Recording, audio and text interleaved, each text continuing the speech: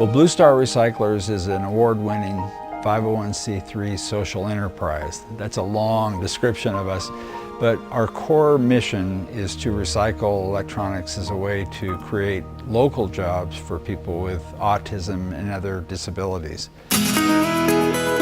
Fulfillment of Blue Star's important mission breaks down into three significant bottom-line deliverables: environmental, ethical electronics recycling; economic, local revenue and taxpayer savings; and social, jobs for people with autism and other disabilities.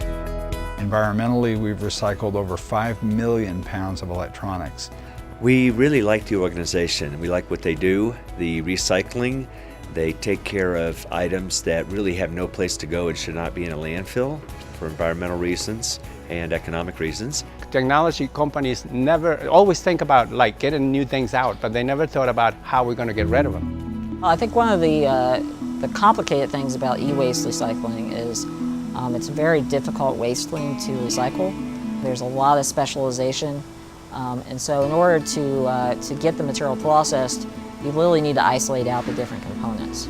And it ends up being a job that a traditional workforce doesn't do very well at. So it's a material that it needs to be recycled, and it's not being recycled.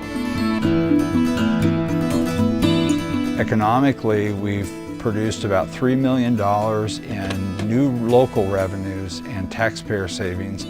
And those taxpayer savings come as a result of our workers being less dependent on government aid and using less of it. These are folks that they graduate out of the school system and no employer is taking a chance on them, and they end up sitting at home watching TV all day, or they end up in costly government-funded day rehabilitation sites. And it's a population that has talent.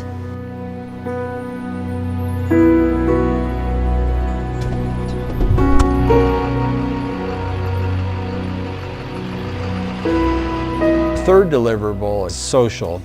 In that area, we've created over 30 jobs for people with autism and other disabilities in southern Colorado. Ryan, we found out he was handicapped when he was about 2 years old. So, you know, as a parent, you wonder, gosh, what's his life really going to be like? You know, he was mainstreamed in school, and, you know, when he becomes an adult, what kind of a job's he going to be able to have? I mean, he can't drive, so what kind of a job is he going to be able to have? You know, normally these kind of kids, you know, if they don't have the job, they're sitting at home and not being a part of the community. I was working at Community Intersections, a disability services agency on the other side of town, and I came across a small group of people in the back of this facility taking apart mostly electronic equipment, and I just studied them for a few weeks and found that they were really good at it. And my compelling drive was to help them find work. They're so good at recycling, but they're so on task, and they are involved in what they do almost 100% of the time. They employ great people. They have a great attitude and a really great company spirit. It never fails. I call him up, say, hey, I got a load for you, and he shows up and it's gone. Very efficient. I had underestimated them. I knew they had this innate skill. What I didn't know was how good they were in terms of being employees and team members. They work shoulder to shoulder all day long for 5 years. We haven't even had a single disagreement. We haven't had any lost time accidents. We haven't had any theft. We haven't had any absenteeism.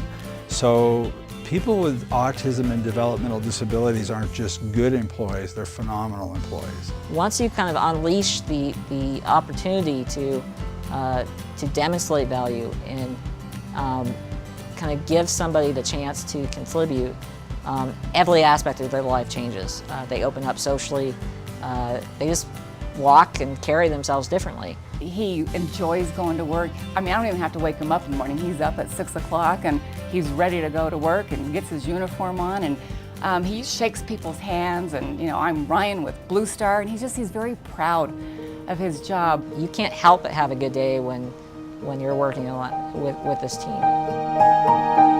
Here in Colorado Springs, we have about 85% unemployment for people with these kinds of disabilities. That's pretty high. So that's a need that we're trying to meet. The way I see it is in every community there is electronic waste and there are a community of people with disabilities. So really this can be replicated in any community. In most cases, communities don't have a place to recycle electronics. I expect in the next 5 years you'll see little versions of Blue Star popping up, and our part in that is just to show them how to do it so they don't have to spend all the time and the money that it took us to learn it. Blue Star Recyclers, living its vision. Complete electronics recycling services and creating local jobs for people with autism and other disabilities.